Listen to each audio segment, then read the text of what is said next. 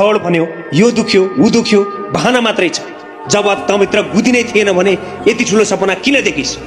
किन देखिस् अनि किन देखाइस् झुटो सपना तेरो परिवारलाई? जब 5 रुपियाँको मेहनत गर्न नसक्ने पाजीले महिनाको लाखौं कमाउने सपना किन देखिस्, किन देखाइस्? सफलता र तेरो बीचमा दुईवटा कुरा छ, एउटा तेरो बहाना, अर्को तेरो सपना। जुन दिन तँलाई तेरो बहानाले जित्छ नि भाइ, त गइस खेर। जुन दिन तेरो सपनाले जित्छ त्यो दिन तँसँग कुनै बहाना रहने छैन। दौडने कुद्ने मेहनत गर्ने केटाको हात खुट्टा नदुखेर लुडो खेल्नेको दुख्छ, क्यारम बोर्ड खेल्नेको दुख्छ। यो दौड अनि मेहनत तैँले कुनै मेडल र सिल्ड जित्नको लागि गरेको होइन, यो त तेरो जिन्दगीको लडाई हो। जुन लडाईसँग तेरो भविष्य अनि तेरो परिवारको खुसी जोडिएको छ।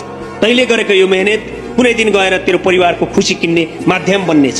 आज पनि तेरो परिवारले तैँले देखाएको सपना पूरा हुने दिनको प्रतीक्षामा भगवानसँग प्रार्थना गरेर बसेको छ। उनीहरूको सपनालाई आँखैमा बिलाउन नदे भाइ।